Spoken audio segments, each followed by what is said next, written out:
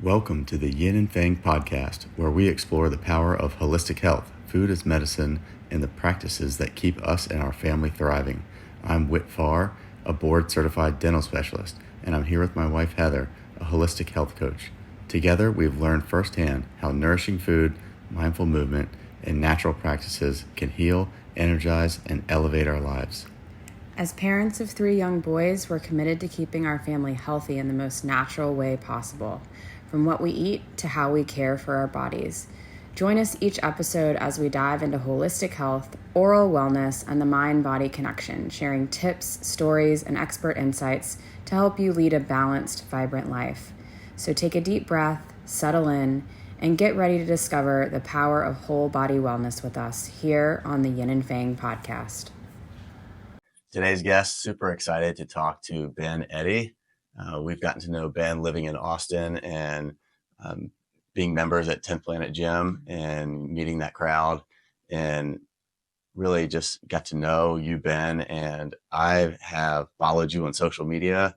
And as we were kind of chatting before this started, like I enjoy the stuff you post. I think it's a lot of, health and wellness and food and lifestyle, and really a lot of the stuff you post is just authentic. Like it's not ChatGPT type thing. It's like, I feel like you just share your kind of personal story. Yeah. And like as an athlete, there's a ton of stuff that I'm excited to like ask you about, and yeah. So thanks for like chatting with us today in your busy schedule. Yeah, that was great. It was good. Yeah, good to be here. Great. So, for as we were like originally lining up a lot of the people that we have, planned to talk to now, a lot of people are like maybe practitioners, and, they see patients, or, they're like providers in a health service clinic.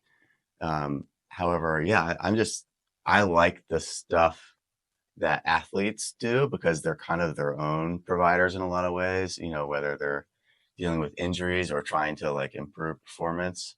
Mm-hmm. And I think there's a lot of stuff that I'm just excited to hear, like, what you have. Yeah, we kind of have to figure it out all for ourselves, and kind of like, really make sure that our own engine is running right. But we also have our whole student base, and kind of interacting with that, and kind of feeling like we are a little bit a part of the health scene. We're providing a health outlet to our students, and I do constantly am hearing, from them about what they're experiencing, what they're going through, what problems they're dealing with, because our health scene is not the best. When they go to their doctor and they ask what they should do for certain things, they just get told about this pill or that pill. And so we're all kind of helping each other to find the right answers, or the right practitioner, or the right, naturopathic route.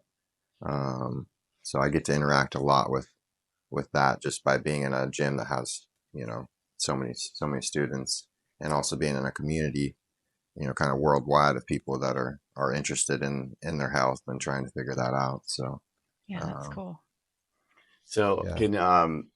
I'm curious to know, as like parents of young boys, like I think the jiu-jitsu as a sport and discipline, I'm really intrigued to it, and I want my kids to pursue it as well. And so we're kind of at this phase where we're not pushing it, but like we're encouraging it as they're kind of younger. But I'm curious, can you like just give a quick background of like where you came from, like really where are you from? How did you get into jiu-jitsu in general, like your early sports background, and how did you make your way to Austin? Yeah, so I grew up in Oregon, and like a small town in Oregon, and like one brother, one sister, and we had like a big family, though. My mom's from like 11 kids, and so we always had lots of family get-togethers. And her side was very into wrestling. I always remember my uncles were big wrestlers, and her whole side was big wrestlers. So we always be wrestling and doing stuff just growing up. They had me in little wrestling programs when I was young, even like 5 and 6. We'd do little summer programs and stuff. So so wrestling was my outlet that eventually led to jiu-jitsu. But yeah, all growing up, that was kind of my main sport was wrestling. I did all kinds of sports and was always very active, but wrestling is probably my main sport that I really enjoyed. And yeah, when I was 19, I went off to San Francisco I was making money online with like affiliate marketing and SEO and different things. And yeah, so I saw San Francisco as like this tech city, and I kind of wanted to branch out and move and feel things out. So yeah, so I went there, and then I was looking for a way to stay in shape and some kind of way to work out, and so I just found jujitsu. I was first looking even for like a wrestling club, but I didn't really find that. And there's no real wrestling outlets past school. School wrestling is kind of very situated in school. Once you're out of school, there's not like a culture where there's like gyms you could go to and just like keep wrestling or even competitions that are outside of school. So and I didn't really know jiu-jitsu was even a sport. I just was kind of looking around, and then I found it, and then I was like, oh wow, this is literally like wrestling but with submissions, you know. And so Yeah. I was pretty stoked. I was really happy to find it, and also to realize that I could keep competing, because that was something I had really enjoyed when I was doing wrestling, was having a physical outlet. You know, now I'm like on the computer doing online stuff, and which is fine. I like that, you know, the mental side, but I didn't have my physical outlet. And so, and something, especially something to compete in, I still had that drive of like wanting to have something physical I could take myself up levels with and learn from, you know, competing. And so when I found that with jujitsu, I was like, oh wow, okay, this is something I could actually do that with. I was kind of starting to give that dream away. And then I found that with jujitsu. So, and I actually started with 10th Planet. So my first gym was Denny Procopo's, which is Eddie Bravo's first black belt, and he had a gym there in San Francisco. And so my first gym was with 10th Planet. So I've just been 10th Planet all the way through. Oh, wow. I didn't know. I was going to ask you if that was a 10th Planet. So that's an interesting. And that was. He was young too. He was like the same. He was like 21. I was 20 and he was 21. So he was in San Francisco running his own gym, like in downtown San Francisco at like 21. Wow. So yeah, it's unique. So I always hear people that are like, you know, like yourself, they're Eddie Bravo black belts, and like this guy you just described. And I don't know the history, like when did Eddie Bravo start having his own students and then creating like this 10th Planet, like kind of like network? Yeah. Or do you know? Yeah. Oh yeah. So Eddie, you know, so Eddie was doing it himself, right? Training and kind of competing. He never really thought that he was going to make it his own thing. He was really big into music. That was like his passion. And he was like trying to make it in LA through the music scene, but he was doing jujitsu on the side and kind of loving it, enjoying it. And then he started to do really well. And he was under like John Jock Machado, which is like just a legend in the sport. He was, ADCC is like one of our biggest jiu-jitsu competitions. And John Jock was one of the first main champs of that. And really unique. The Machado brothers in general, there's like five, I believe five. There might be six, but five Machado brothers. And they all came under the Gracies, like through Hickson. And so they were there like really early on and just a big like brother group that was like really influential and like really good competitors. But John Jock, he on one of his hands, he's like missing all of his fingers. It's kind of just a birth defect. Okay. And so he can't grip. And back then it was all like gi work. You know, it was mostly everybody was wearing the gi. But ADCC is no gi. So it's kind of your first main big no gi competition. And so Jean Jacques, just naturally because of his hand, he developed like an overhook style and an underhook style, and a way for like clinches and stuff that didn't need the grips, didn't need the gi. So he was already kind of ahead of the time with that when the no gi scene kind of came in with ADCC. So he was just messing guys up. He was really good. He had this like kind of style with his overhooks and his underhooks, and he didn't need that like the gi to grip and hold on to. So he is kind of the first champ of the first couple ADCCs. And then Eddie came underneath him and Eddie's kind of made and started this whole no gi wave as well. That's kind of like one of his things. But yeah, so Eddie's training with John Jock in LA, and he ends up winning the ADCC trials to go to ADCC. So then he's like, oh wow, okay, I might be able to make a living from this kind of thing. I might be kind of good at it. Of course, he's been doing this for a long time until this point, but you don't realize these things until you start having some real success in competition. Yeah. And so then now he's going to the big show, ADCC, and he beats one of the Gracies, who until this point, this Gracie hasn't had even a single point scored against him in ADCC. Like he's just been like a champ, like not only undefeated, but like untouched. Like the guy hasn't even had a point scored against him. And Eddie submits him. And Eddie's a brown belt.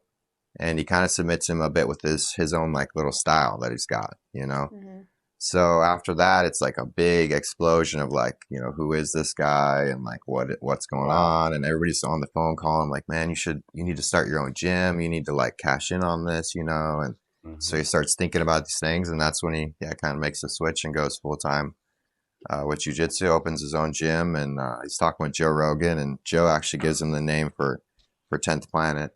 The kind of the conspiracy name. It's like it's kind of a conspiracy because it's a Nibiru. Like the 10th planet is like supposedly the alien species that turned us into humans in a way, like kind of changed us off from monkeys into humans. But that's more of a joke in the sense like he doesn't actually believe it, but it's just 10th planet Nibiru warriors. Yeah, interesting.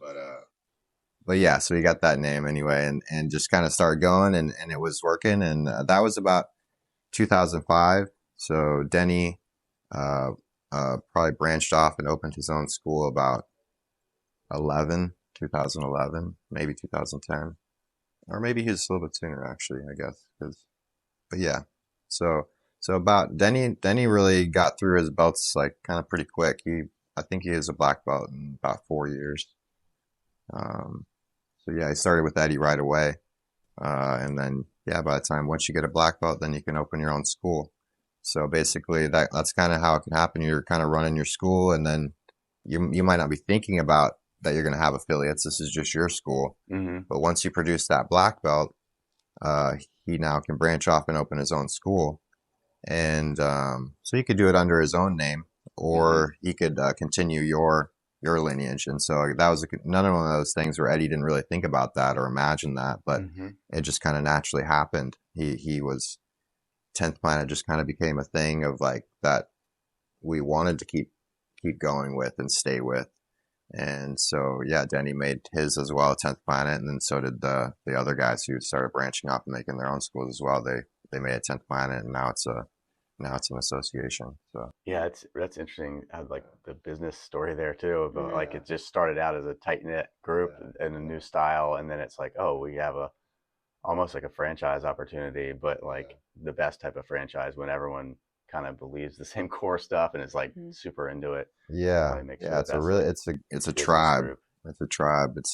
It's really cool how close we stay, how often we're always having get-togethers and like different training camps and things, and how much we work together. It's pretty unique even within the whole jiu-jitsu scene. I would say it's the only real team that's as big as we are, but still actually has that cohesive like real team like element. 10 planets are essentially all over the U.S., right? I mean, like, all over the world even. Really? We have a 10th planet in Thailand. We've got them in Europe. We've got 8 in the UK. Wow. We've got, I think it's over 150 gyms now. Kind of scattered around. Yeah, mostly in the US, of course, but we definitely have some in other areas. So just to backtrack a little bit, when you jumped into this gym in San Francisco, you were like 19, 20, is that what you had said? Yeah, I was like 20. Okay. Yeah. And you start, even though you have like a really solid wrestling background, did you join and immediately like you kind of like, do they like give you like a high belt quickly because you have such a wrestling base, or was it like an easy transition? Or no, you still gotta like put in your time to get the belt. Definitely I could like go a little bit quicker, but I didn't really end up going that much quicker. Like it took me, I'm gonna jump ahead. It took me a whole 8 year. It took me 9 years actually to get to my black belt. So I spent pretty normal amount of time at each belt. Mm-hmm. Um, I remember we had wrestling days. Denny would run wrestling days, and he'd run like kind of King of the Hill live wrestling goes, where it was only wrestling, and so I would do well on those days. But Mm-hmm. yeah, the other days, the jiu-jitsu days, I was just like anybody else. But I definitely, of course, had it's better than just a random white belt with the experience. But yeah, you just kind of you're figuring it out. There's a lot with wrestlers that you're not used to. You're Mm-hmm. always giving up your head. You're always constantly giving up guillotines. That's kind of Mm. one of the main things. You're not comfortable on your back. You've always been taught your whole time, like don't go to your back. Uh-huh. That's like the worst thing you could do. So it's funny, now I'm a big guard player, and you don't really see me much as a wrestler actually. But yeah, growing up wrestling, that's like you're taught like don't go to your back.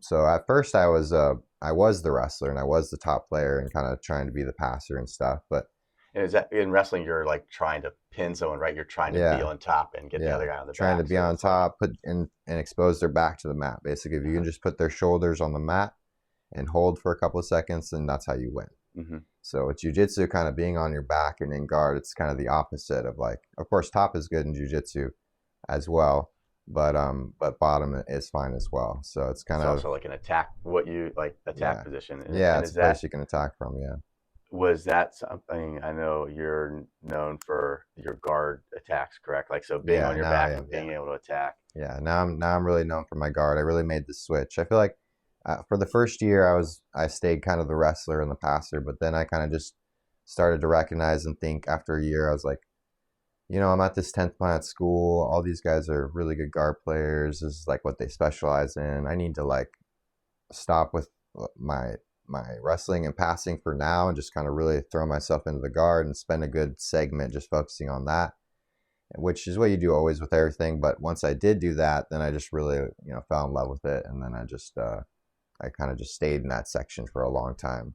Um, yeah. Yeah, that's interesting. Like thinking about like a mental, like the kind of like probably mental discipline and belief you almost have to like be willing to evolve. Like Yeah. myself or anyone, I think it's always hard to evolve. Like you like have this one way you've been trained in your whole life to Yeah. compete in something, and it's like, oh wait, no, I gotta like Yeah, you change got it to force drastically. yourself into that other spot.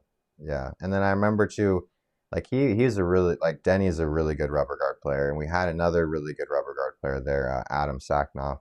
He actually went to ADCC with all rubber guard subs when he went through ADCC trials. He like everybody he go plotted everybody, which was kind of this crazy rubber guard move. And he's probably the only guy to ever, well, I know he's the only guy to ever do that, to like do all rubber guard moves through ADCC trials and then get to ADCC. So I had these good examples in the gym of rubber guard players, but we also had a lot of guys in the gym who were very like, uh, I beat rubber guard. I'm like, it's like my focus to beat rubber guard. That rubber Uh-huh. guard stuff, like I can beat it, and in general, there's always that like talk of like rubber guard doesn't work, Uh-huh. and so I did end up kind of taking it on as like I want to make this thing work. I want to see if I can like because it's also like it's the very 10th planet like move and system base. So Mm-hmm. I was like, this is our system. This is like what we believe in. I want to see if I can make it work. So I did have to kind of stick with it to really find it and figure it out because it's a very hard system to play. So you have to have some belief to be able to follow through. Cool. I want to like switch topics here really quick. I think it's really interesting. I don't do jujitsu like you guys, so I don't know Oh, all of like these him. terms. Yeah, Well, I I'm mean, you very at least have beginner. done Yeah. something. But I think it's really interesting the way we started the conversation.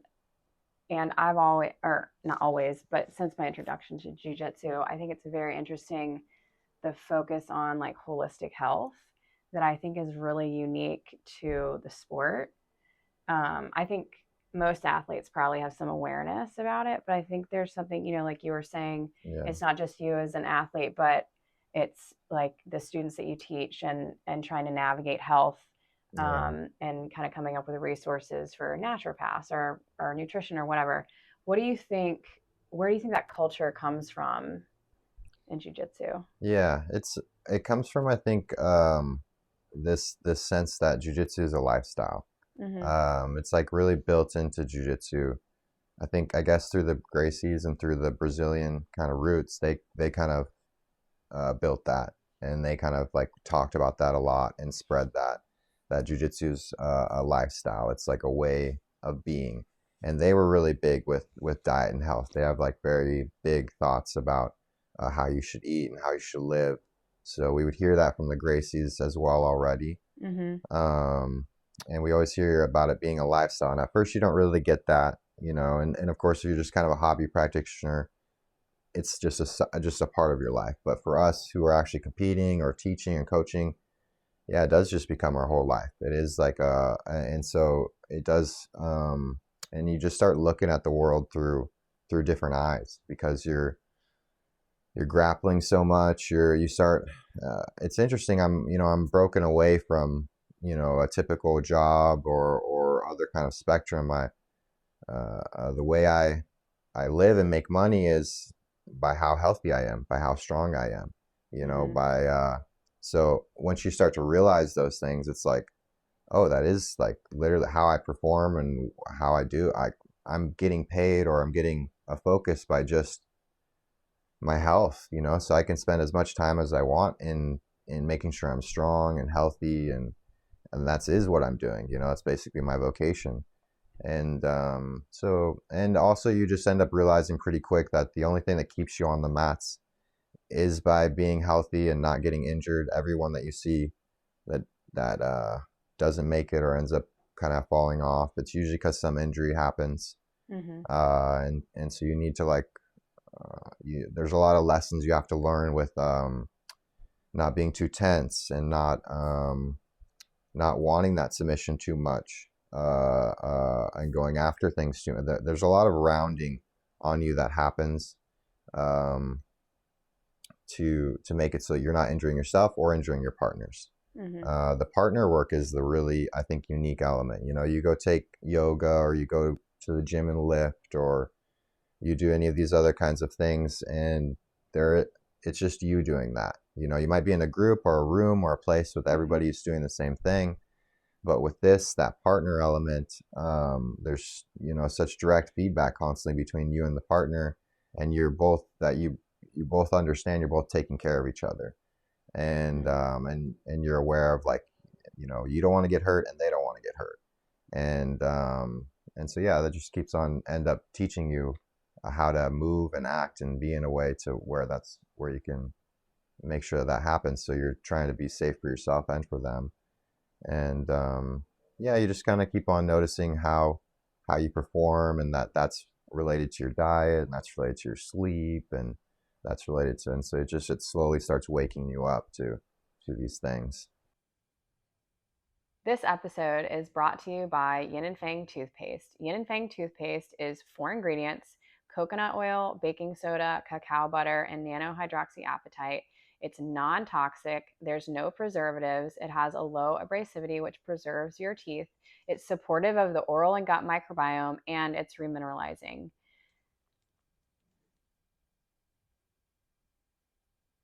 Yeah, Um, I think it's interesting because there are a lot of athletes that say nutrition is part of their regimen, or they have a lot of, I don't know, like football players or basketball players, right? They maybe have like on staff doctors or stuff like that. But yeah, I think jujitsu is unique, or at least the community that I've been exposed to is unique in kind of the open mindedness about like problem solving around holistic health, rather than it seems like there's more of a tendency to be um, self-reliant, maybe.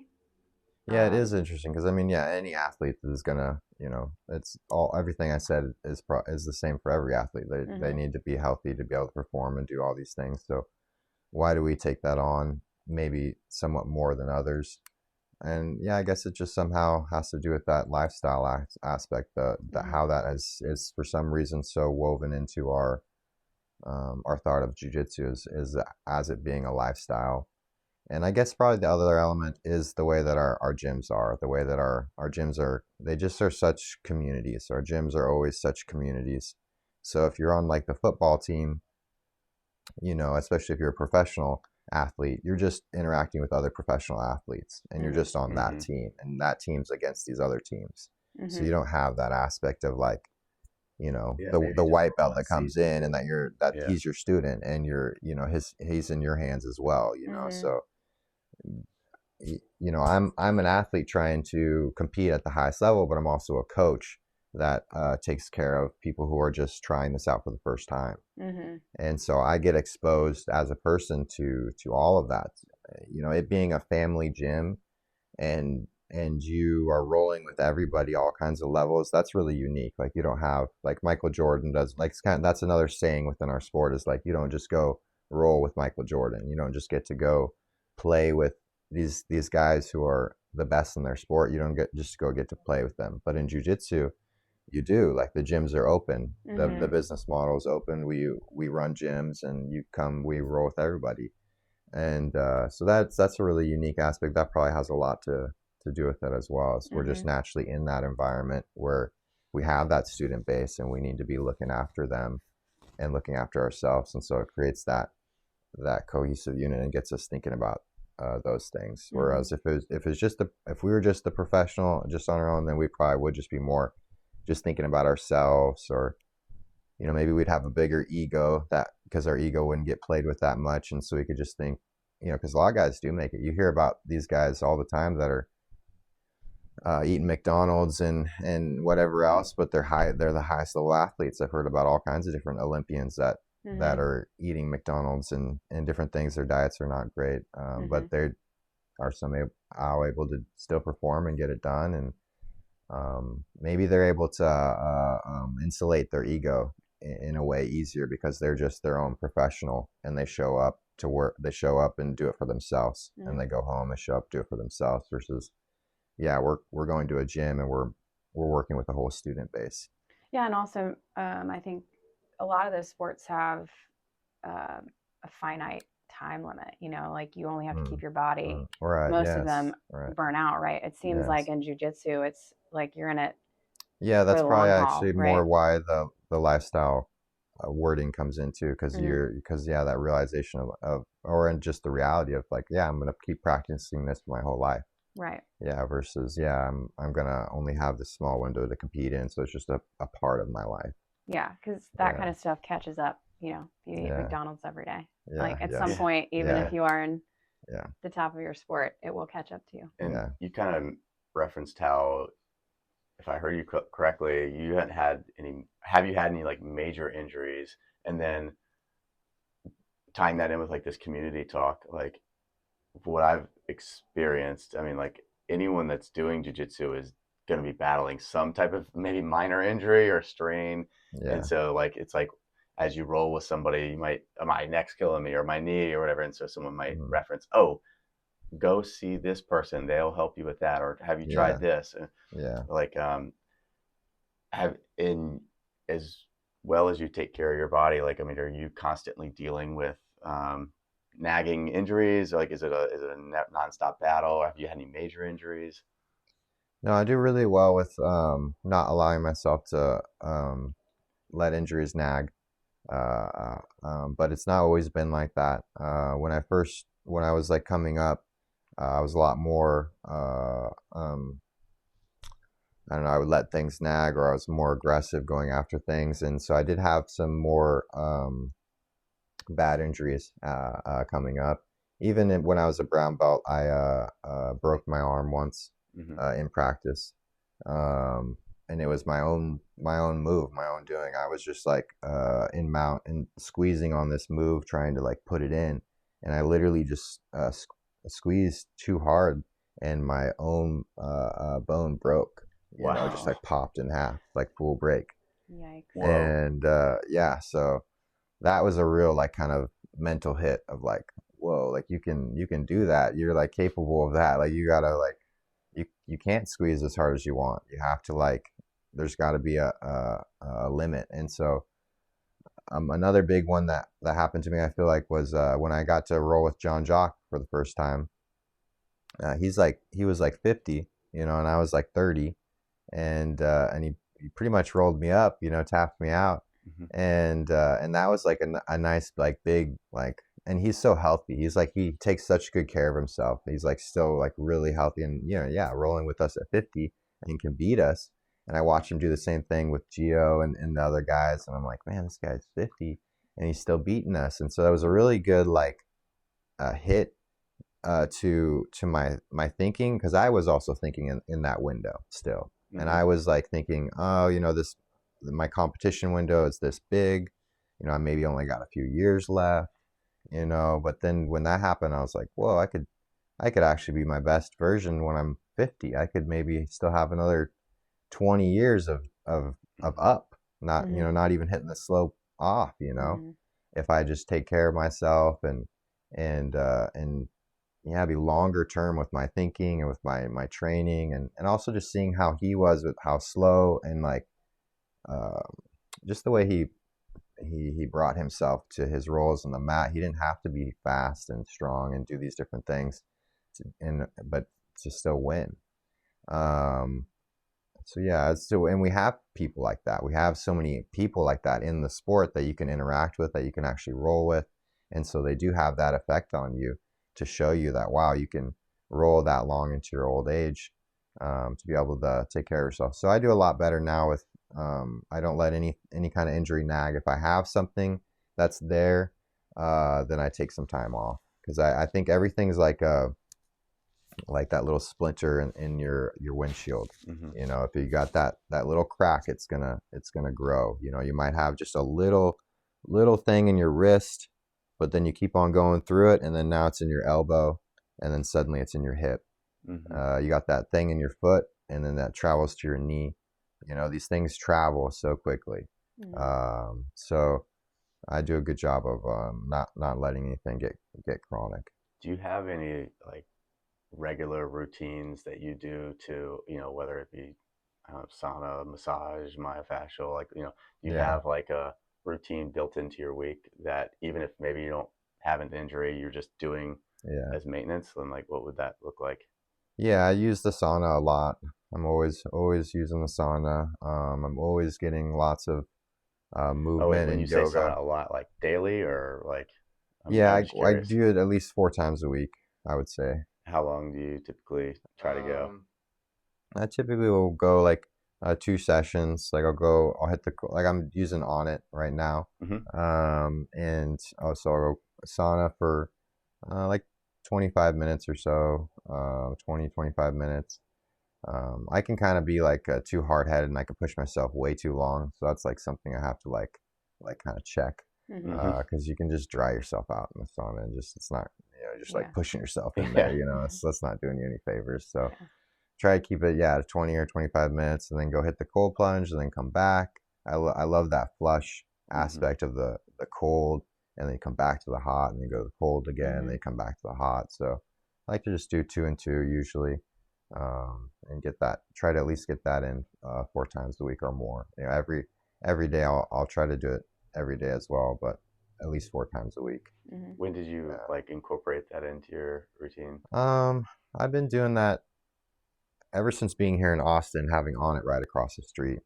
But even before that, I was definitely doing it. I just couldn't get it in that regularly because I didn't have it so accessible. But now that On It's just right across the street from 10th Planet, it's so accessible that yeah, I can just get it in all the time. And since have you noticed that, like, how do you see that in your like? It's a big benefit. Yeah, it's a big benefit. Yeah, it really helps. Plus, it's a good cardio. Like it's working my heart quite a bit. It's working my sweat glands, my ability to sweat. It's like teaching my body how to do those things, teaching my body how to deal with the cold. The cold's been such a helper. I worked with the cold a lot for a long time. I remember reading Wim Hof's book when I was like 21, and my fingers were always blue. I had terrible circulation, and so working with his cold system, always taking cold showers and doing his breathing, really made a difference. It actually, I was able to train my blood into getting into my extremities. Do you do daily breath work, or how often do you? Yeah, I'm not as like I have went through like periods where I've been like very routined. But yeah, always working with the breath naturally just through jujitsu. But I don't have like a set routine where I get up in the morning and I do a certain amount of breath. But it's more integrated now. I feel like I would spend times to like learn the techniques, and then I would spend times doing it at set times. But now that I understand it so much, kind of same thing with meditation. I went through times where I would do the meditation at set times and everything, or really work with it a lot. But now that I've spent so much time with it, it's just integrated. And I think that's kind of how it goes. Eventually, you just integrate it into your life. So I grew up, I would always have like poor circulation. Like when we would go surfing in the winter, my hands would be purple. Right? Like my friends would make fun of me, and I'd be like, I would think to myself, what's wrong with me? Why do I have purple hands? So, but I don't know about this. Like, so Okay. cold. Do you still have do you still get the purple fingers or I don't know, and I don't know, but I've been doing cold showers for I don't know, like over a year now, and so I actually like, as you were talking, I was like, I don't know the last time I've seen my hands be purple, but I've never like, I just don't know, I don't have the education behind it. So what is it? Cold training helps with circulation. Technically that should be, I guess what it should be doing is helping our blood flow. So basically, if we're exposing ourselves to the cold, now your fingers are getting so cold, and your body needs to heat it up. So it can only do that with its blood flow. So the more you expose yourself to cold, the more your body has to train how to get the blood out there. If you imagine you do the opposite, like I'm cold all the time, then you put socks on, you put shoes on, you put gloves on, and now your body doesn't need to heat its hands because you're doing that for it. You're putting the gloves on, you're putting the socks on. So especially people's feet, they constantly like are putting socks on, and they're just heating their feet. Now your blood flow doesn't need to do that job for you. You're doing it for it already, basically. I guess you can kind of think of it as versus if you were to do the opposite, take everything off, put your feet in the cold, which you're like, no way I'd do that, but put it in the cold. Now your body's like, and just leave it there. Now your body's like, well, crap, now I gotta heat that thing up, so, and just kind of keep moving your feet and moving it through it, and your blood flow will start going into it. So you're kind of just training your body's blood flow, I guess, through the cold training to make sure that it actually is getting out to these extremities. Yeah, it's really interesting. Like, it's good. I think about like a lot of my dental patients bring up I have poor circulation. Like that's like part of the conversation pretty routinely. Actually, I think a lot of people say I have poor circulation, and I kind of was in that camp too. It's just like I don't know what's wrong, and not really sure what to recommend then for that. I think the cold showers is one of the best recommendations for the blood flow. If I miss a day with a cold shower, I don't feel the same. I don't know. Like I just like I don't feel a little. Has a big effect, mentally. right? Yeah. It's like it's almost like if I haven't had my morning coffee or something, like it's different, but it's like psychologically even. I think now it's to the point because I know I feel a little physically different. I miss that cold shower. I just feel a little off. It gives you a bump. It takes you down. Like that cold takes you down, then you got to work yourself back up. And that working yourself back up, if you were just hot instead or already warm instead, then you just, I don't know, you just feel kind of, you didn't go through that process. And that process is really, there's a lot of blood flow in that process. A lot of dopamine too. They say there's a lot of dopamine released when you deal with the cold. Are there other like healing modalities that you use for injuries? Like, do you do acupuncture or chiropractic or myofascial or massage, or what do you typically like reach for? I haven't I don't push a lot into like massage or acupuncture things. I think those are really good. I think they could like really help open up the space if you have really heavy tightness. But I think for the most part, you got to heal everything through movement. So I mainly just work with movement, a lot of stretching, a lot of like a lot of different types of movement, a lot of yoga. I work a lot with yoga. So just a lot of self movement, a lot of even just making myself always continue to move.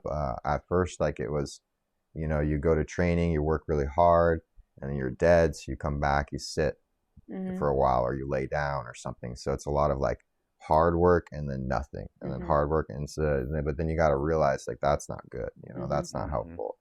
You can't just cash out yourself in 1 hour and then the rest of the day you're like, you know, chilling. So just making sure I'm constantly moving throughout the day and getting more walking in, and just any kind of tightness anywhere. I just make sure to move through that, to posture through it. Always be aware of my posture and my breathing, and yeah, just kind of breathe through things and move through things for the most part.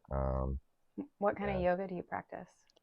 I don't practice like a particular yoga. I went to a lot of different types of yoga and yoga schools at times, but I guess for now it's another one of those things where I feel like it's more integrated, and so I just I'm always warming up with yoga before practicing. Yeah. But it's just different things I've taken from different practices. Yeah.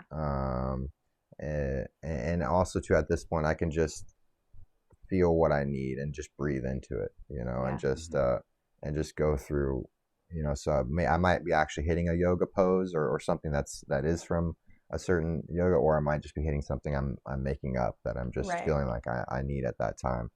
So I kind of have my own, at this point, I have my own like process of breathing and moving into spaces and into movements, and just allowing myself to find poses and find, just ability to warm up through movement, and also cool down. I spend a lot of time on the cool down now, like a lot of time on the cool down. When did you start? So if you watch like Ben's, like if you find him on YouTube and watch his highlights, like your hip flexibility is insane. Yeah. Like, I mean, they're like the opposite of me. It's what I'm like trying to do in my life, is have open hips here. But you're, how do you say, like the Hindulatine, yeah. Okay, so like you watch this move, and I think you look at like the comment sections, people are like, how do you get your hips? But I'm wondering, like, did you always have a lot of flexibility, or is that something you had to build into your life, like through this yoga practice, and when did that start for you? Yeah. For some reason, when I was a kid, I just got into stretching. It happened when I was over at my babysitter's. When I was real young. I remember when I was like, I don't know, I must have been like first grade, second grade. And I would just spend time stretching, and I just kind of liked it, and I liked how it felt. I liked the progress of it. I liked how I was seeing that I could get further, and I liked too showing off it, you know, so I could do the splits and show people it, and that was kind of fun. So yeah, I just worked on. I remember at that young age, I just kind of, but I had to work it. Like I didn't already have it. I worked on getting this splits, and then that splits, and then this, and putting my legs behind my head, and then being able to show my friends that, and that kind of stuff, you know. And then just after that, just kind of stuck, you know. Then you're known as that guy that can put his legs behind his heads, and your friends are always saying that. So then in wrestling, kind of same thing. I would just I would use my flexibility for my wrestling, and I would also just kind of show it off for fun, and so it stuck with me through that. But I would always recognize, like, if I didn't work my flexibility, it would go away. And so it wasn't something that I was just born with. I had to keep developing it. And when I got older, now I've like kind of more researched into like how to train flexibility, because a lot of my flexibility actually got lost once I did get into jiu-jitsu, more like 22, just I think naturally just growing like turning into a man, growing up, your physical body starts to just leave that stuff. Like my splits are not very good anymore. And but so you can still do the splits. No, I can't do the splits anymore. I've actually that one, I do want to spend another amount of time to like get that back, but each time I have done it, it's a tough one to to get that splits back. But I had to like relearn, research into it, and figure out like how do you actually develop this, and so there are like things that you don't like realize or think about, like with stretching, which is like, you imagine that you want to just like relax into it, like you're going to put yourself in a pose and you just kind of relax and just breathe and relax, but you actually, for the most part, want to you need to have muscle be a part of it. You need to actually flex. Engagement. You need to engage your muscles and flex really hard. So every time you're stretching something, you need to have strength at that range of motion that you're getting to, And so if your body doesn't feel like you're strong at that range of motion, it will actually take it back. So if you stretch yourself farther than you have strength, so you're just relaxing into it and going farther, your body will go, oh, we're getting to a danger zone here. Let's actually pull this back, and that might actually tighten your bands because it doesn't want you to go there again. But if instead you like really flex into it, it's amazing how like you could like, you'll flex and your body will just start opening up. It'll just let you go further and further and further. You could like, in one session, you can go like 3 inches farther on something just by flexing really hard into it, and your body's like realizing, oh, okay, we're still strong. I guess we'll allow, because your bands are long enough. It's just your body's keeping them tight, you know. Now you might not, like something for the splits, you actually need to develop the strength to hold yourself up in that spot. But your bands are long enough to let you do the splits. It's just, they might not be strong enough. Like if you go to that spot, you know, it might actually like stretch and hurt, injure you, because you have to hold your weight up in that spot.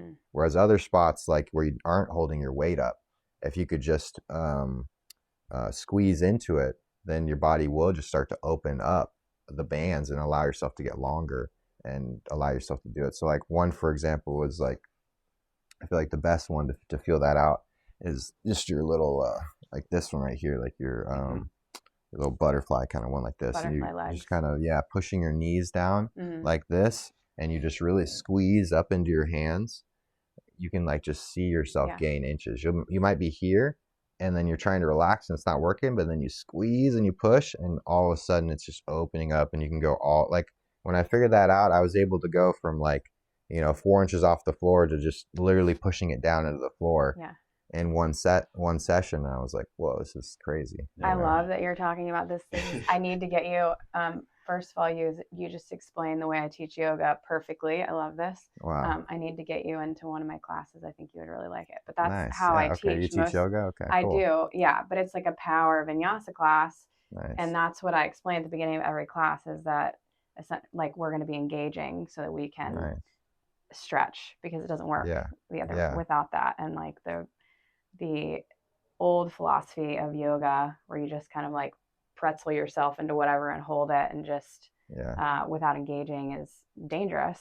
It doesn't really work like long term, right? So anyways, that was such a good description. I love it. I have like immediate like go home and try. Well, that's what we've done. I've done that with there, him sometimes, because his hips are so he's always working on them, and that's like when I have a moment and we're doing it, I'm like, you have to engage and squeeze, or you're not. And you felt it before. Sometimes Anyways, it helps to hear it a different way. Yeah, like, of course. You just said the same I know, that's thing what I love that you just said that, because but... that's the whole philosophy around the way that I teach, because you have to be strong first, right? To do like anything, and flexibility included. So it took me a long time to pick that up with yoga, and to realize that, and to realize that that's what was happening, is you're just creating strength in these different poses.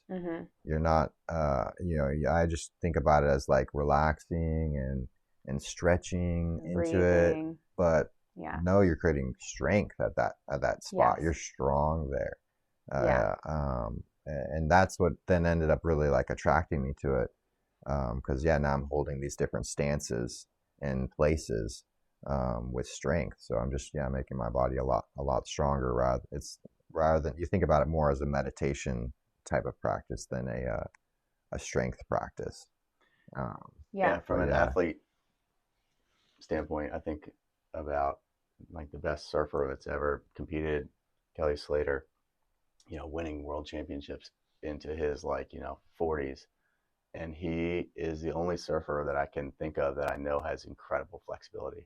Like, and he's like been the guy that can like bend over, almost back like back bend it, but also like you see him prior to competing like doing some like really active stretching, and I don't think I've ever seen another surfer doing that. He kind of was his own.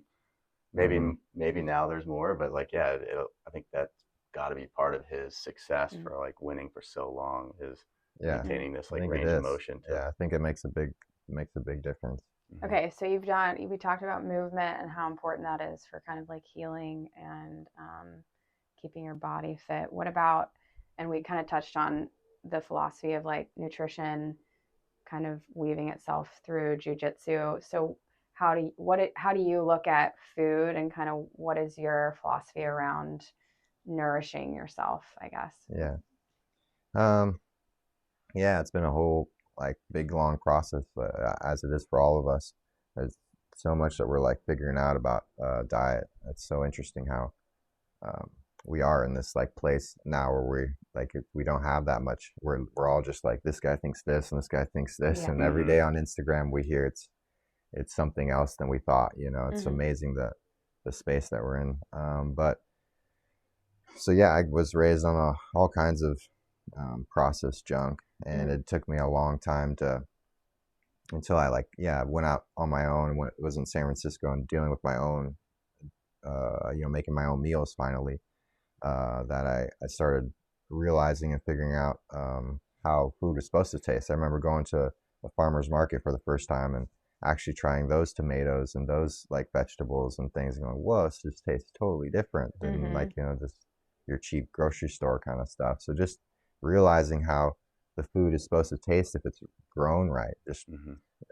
there's so many elements. It's not just that you should eat these vegetables. It's also that you need to make sure that the farmer who grew the vegetables was growing them right. That how it's been handled and everything is right. So just so many levels. I went through like all the different diets at different times. I've been vegetarian and vegan and paleo and keto, and I've tried like all kinds of different ranges of diets.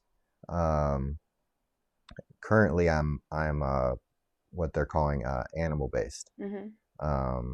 So just meat, fruit, and raw dairy. Mm-hmm. And I've been on that for the last 2 years. Mm-hmm. And before that, I was pretty much vegetarian. I was still going through the Huh. vegetarian phase. Maybe I was like slightly pescatarian, like I had a little bit of fish, but for the most part, I was just all vegetables.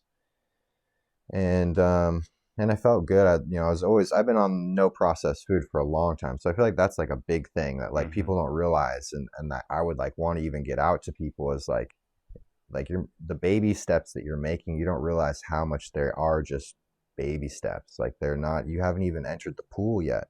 Like I got like to go to getting even just to completely eating non-processed food is also just a baby step. It's Mm-hmm. like which of the whole foods are we supposed to eat?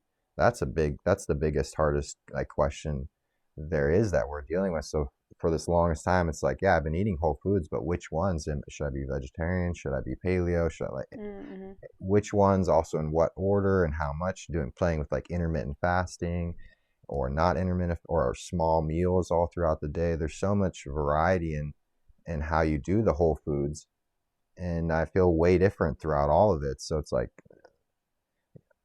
like you just deciding that like, most of your meals are pretty good, but then, you still have your cheats and you do all of that. It's like you haven't even begun, honestly, because once you do even get to where you are eating all clean, now you still have so many more decisions to make, Mm-hmm. because so but yeah, so for the last couple of years, I've been on the animal based, and before that, um, meat was definitely like I went through some like paleo. I did like paleo, and I did like the keto, but for the most part, I didn't have like meat as like the biggest portion of my meals. Mm-hmm. So that was a big change as well. I would eat fruit, but I wasn't like making myself buy and eat that much fruit every day. So now that I'm eating this much fruit every day, um, that's also a really big change. And I've just felt with this diet compared to everything else, like I was always feeling there was like digestion issues. Like Mm. my skin would be clear, I would, a lot of things were obviously way better and I felt way better, but I still would have like a lot of tiredness after eating.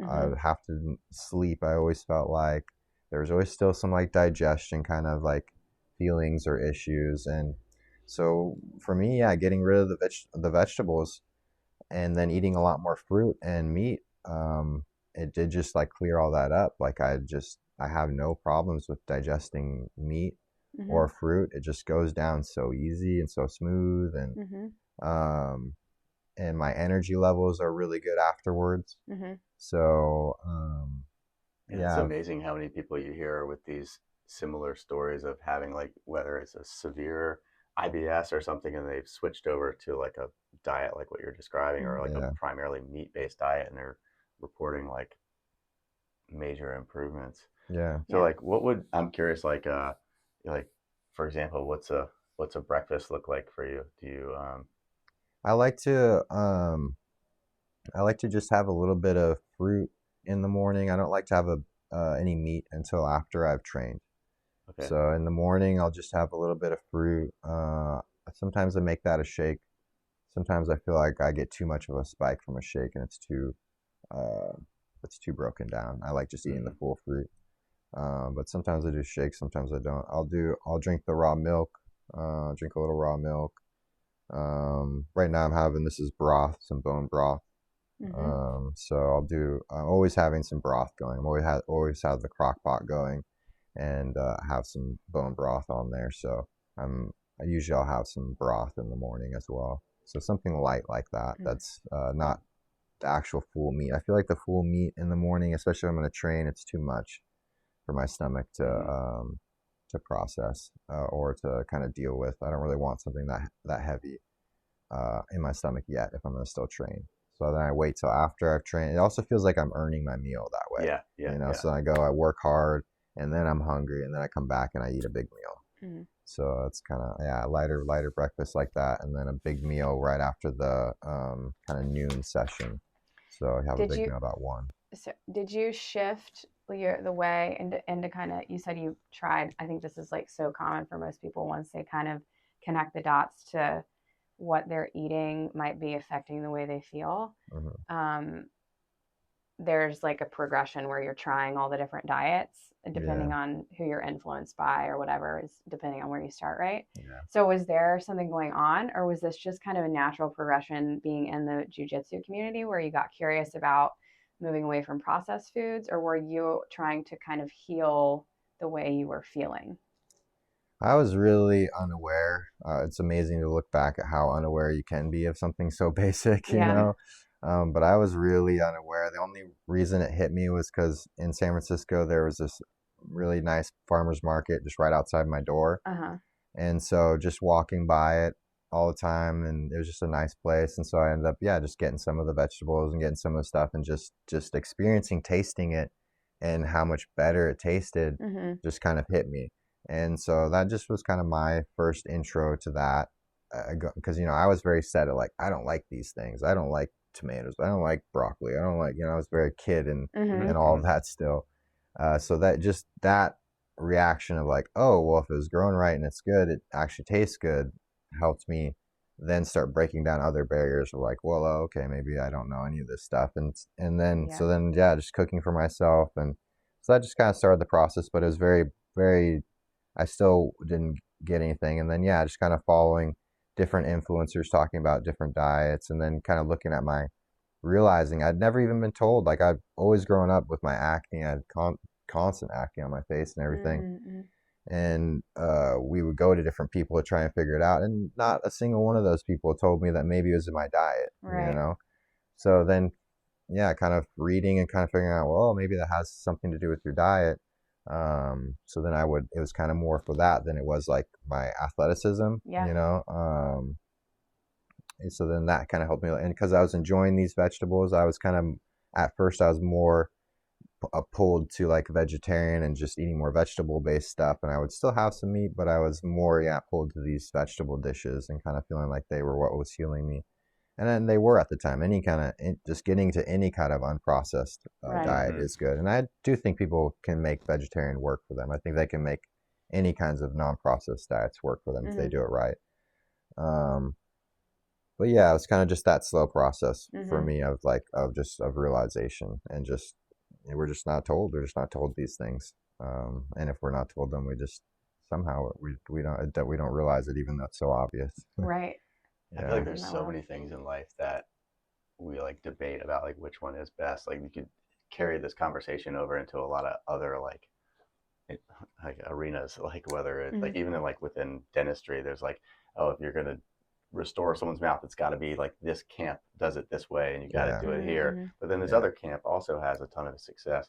But like the foundational principle is like, if it's done correctly, like, and, Yeah. it just like Right. translates over. If you just got to do it correctly. And Yeah. that removing the processed things in bags with tons of ingredients, is Yeah, just that like, process side, which is great because it ends up teaching you about what does that even mean, So what is the holistic side? What is the natural side? And man, that's such a crazy, like, beautiful, like, message once you keep on seeing it more, is like, oh, the way it was made is how it's supposed to be, and yeah, the more we change it, it gets worse. We don't actually. Oh, yes, we need to cultivate and grow it in certain ways, but when we like make these big changes, it doesn't work. And so there is something about the way God made things that is good, and that's like meant to be left that way. And yeah, it's really nice. It's really kind of a cool thing to realize, and then to be able to follow and see. I think it's really cool too, kind of circling back to the community aspect of health and jujitsu. Like, the gyms have kind of become, or at least the one that I'm connected to, the 10th Planet. It's kind of, there's like a farmer that delivers raw milk, and there's kind of like a local farm Yeah, connection within the gym, yeah, and there's this, I don't know, unity between food and movement and community, yeah, and which is really interesting. I mean, I think in a lot of gyms, you are talking about food, certainly, and you're talking about movement, you're talking about health. That's like the purpose of most gyms, right? But there's something different in the 10th Planet here in Austin, where it's this connection to like local farming and community, and kind of like bringing it back to like a more holistic mindset, which I think is so cool. And it's interesting to watch. I think that's like a very unique aspect here.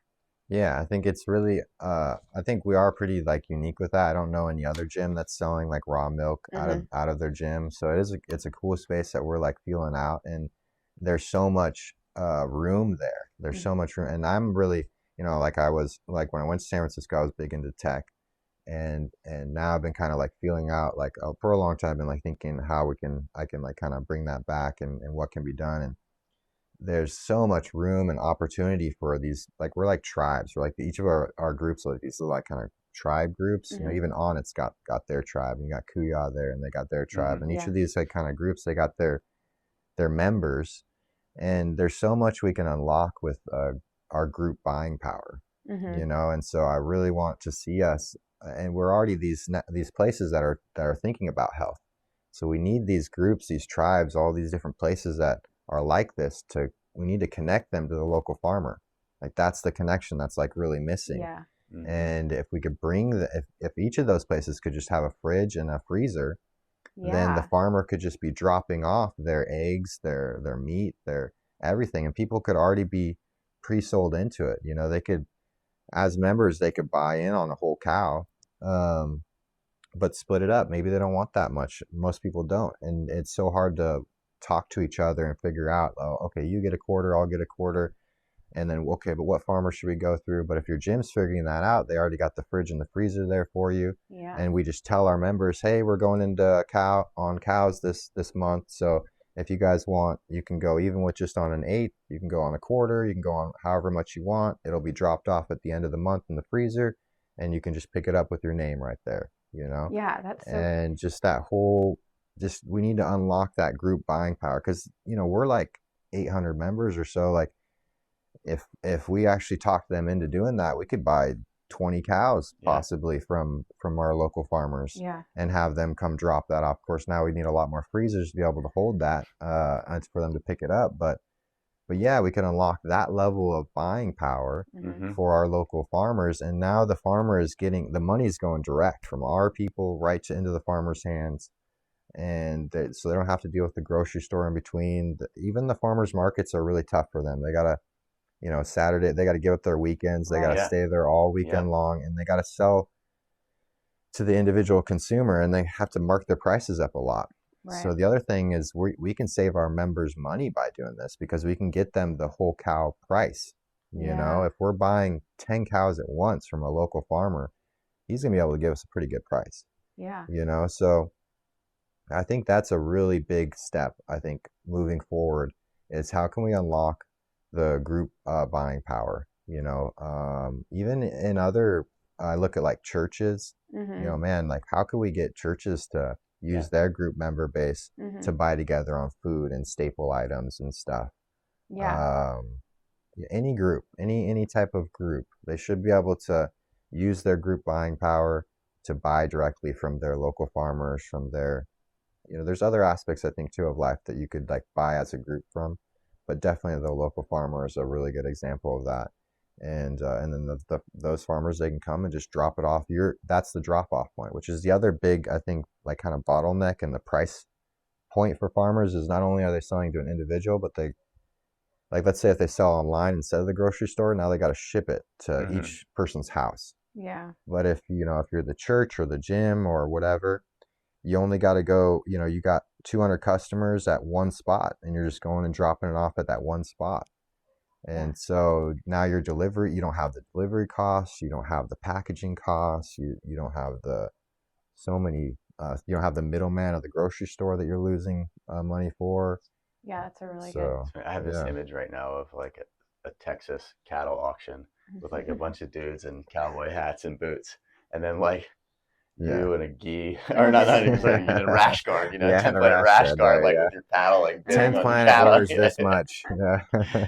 Yes. So But that's yeah, it's a great unique. idea. I mean, Yes. I don't know. So that's unique to to this 10th planet. Yeah, it is kind of unique. I Okay. don't know that many others. And I would like to see us kind of pioneer it a little bit as a movement. Cool. I'm interested in creating the tech around what I was explaining before of like the group buying power. Yeah, very I cool. think there's some opportunity. Like we need tech to be able to do that. We need like a website. We need a place that can help us buy together in that way. You know, you can imagine you go to this website, you sign in as your tribe, kind of click the 10th Planet Austin, and then we're buying it as a group Yeah. on whatever it is. You know. Yeah. But even if before that tech happens, even just as it is now, like we're doing it now with no tech. So Mhm. any gym now could be just put a fridge in your place, just put a fridge and a freezer in your place and start to Yeah. get to know your local farmer and Yeah. start telling your members, hey, do you guys want to buy in on stuff? Would you guys buy eggs if we put it in the fridge? Would you guys buy some meat if we put it in the freezer? And just start stocking your fridge and your freezer. And you're not only are you're already, your business model is making your members healthier.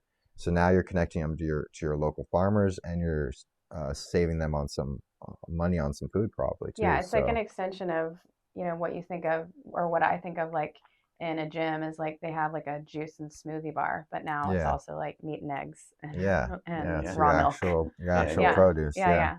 It's yeah, great. You're already going there. And Mhm. like, so it It's like yeah, builds I in love it. the Yeah. efficiency instead of like paying Instacart or somebody to deliver it to it. You're already there. Yeah, yeah, it And makes so yeah, much sense. It yeah. does make so much sense. And we are starting a grocery store actually. Curtis um, and Anthony are starting a grocery store. They're calling it Guerrilla Grocers. Cool. So we are doing this little grocery store as well, which we're going to kind of focus, I think, a little bit like this in like bulk, and like Mhm. they're kind of pioneering it. So I have like kind of some ideas, and they got some ideas, but yeah, I think they're going to kind of take that business model. Very cool. But yeah, that's cool. That'd be something to watch develop. Okay, I have a question before we wrap up. Sell me on why I should start training in jujitsu.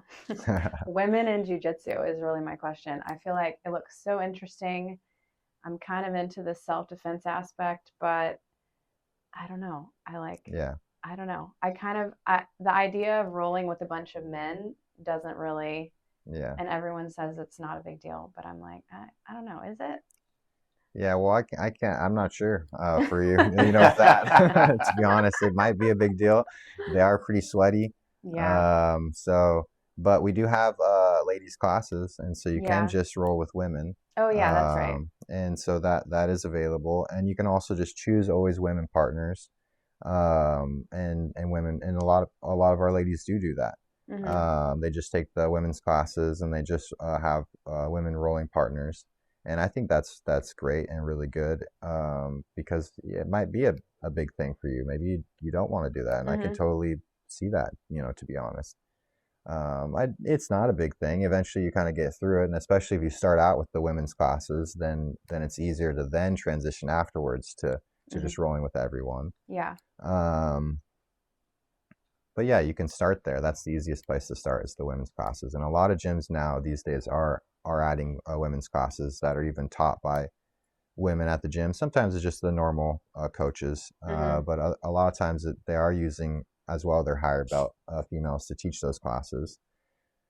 And so yeah, that can be a really great route in. And I think, like self-defense, like, yeah, that's like the good kind of argument or whatever, but it's also, you also can kind of just think of like, well, it seems kind of almost has like a negative intent to it, of like it kind of feels like you're preparing yourself for the worst in kind of a way, and I think, and me too, I don't really do jiu-jitsu for the self-defense aspect, and that side of it has never compelled me to want to do it. It's more been the fun side of it, or the what I'm learning about my body, or the practice of it.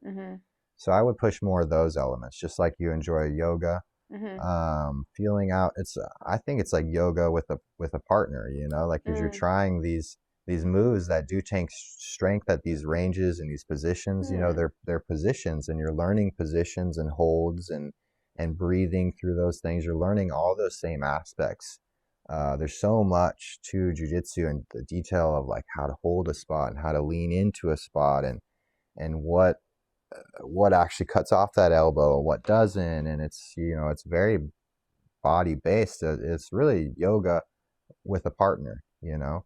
And then just, I think, for the self-defense side, or just for the like life in general side, just you getting like having that experience more often, you'll now what that's like. What that's like to be in a situation where someone is trying to submit you. They are trying to like get a hold of your arm, or get a hold of your back, or anything. And you, after, you've done it 100 times, you'll just have a natural confidence. You'll have a natural, I know what that is, and that's something that if the person hasn't done jiu-jitsu, they won't have that. So you'll have an experience, a confidence that from doing, just like you have in yoga. That if someone hasn't done yoga, you have something that that you've added to yourself, that they haven't added to themselves, that they haven't felt and experienced, and you've added it by experiencing it. And so I think, rolling, it's like, you look at all the animals, all of us, we all have our ways of playing with each other and rolling. And you look at kids, kid animals, they're all of us are rolling, even us kids as people, we're all rolling at the beginning. At the beginning, we're playing and fighting and kind of rolling. And so I think it's just an aspect of our play. It's an aspect of our abilities to have this play fights, these play, it's just ways our bodies can move against each other. And it's more play. I think the play aspect is the way to look at it, not the self-defense. I think kind of puts too negative of a window on it. I think I like to think about it more as play, and learning how to play like this with each other. How, like, if I was like, we're a little too in our boxes, we don't do this anymore, where we're just going to kind of push on each other and kind of roll a little bit. But that was play. That used to be play, and that is play. And you do that with your kids. You play with them. Absolutely. It's like our kids love that. Yeah, they love I feel like that was a pretty compelling that was good. answer. Yoga with a partner. I think that got me. I have brothers, and I wrestled, not professionally, but quite a bit as a child. With the brothers. So I'm actually pretty comfortable in wrestling positions. It's not that. I think it's was really like the sweaty. Yeah, the sweaty with the men. Yeah. But yoga with a partner, I think that might have been the thing that I needed to hear. So. Yeah, especially because you can just take the practices. You don't have to do the live rolls. You could just come into the practices, and then you're just learning moves and with other women, and you're just and yeah, it's fun. Yeah. It's just like a yoga practice with because you're learning those moves and Mm-hmm. spend an hour doing it. Yeah. Cool. Yeah. Cool.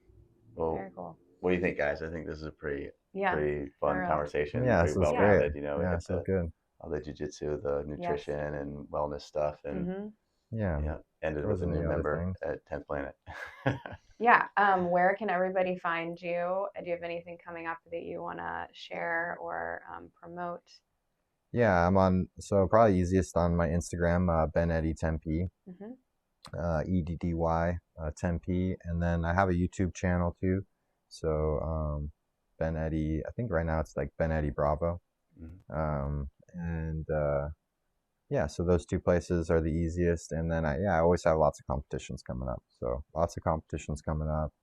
But I hope to start getting some of these projects that we're like talking about, like these group buying. I'm starting to get back into the tech, and I'm actually like working a lot on some websites for some of these things. So I should be coming through on some of that stuff. So yeah, just follow my Instagram, and eventually I'll be sharing more about it. Cool. I'm excited. Now I'm gonna have to watch you fight because I haven't seen any of your Yes. fights. Yeah, it's pretty pretty now that I interesting. know you. Our kids' favorites. I don't know if because they also have the long hair or your Yeah, style or something, yeah. but we've watched a bunch of Yeah. jujitsu stuff. We actually watch it at home, and Nice. they're attached to Ben Eddy. So Yeah. we have Yes. some fans in our household. Yeah. Yeah, I seem to do well with the kids. The kids are always like pretty hyped with it. It's because I'm having fun doing different like fun, interesting, flexible moves. But yeah. Yeah. Cool. Well, Well, thanks. thanks. Yeah, Yeah. thank you again for taking time to do this with us. Yeah. Great conversation.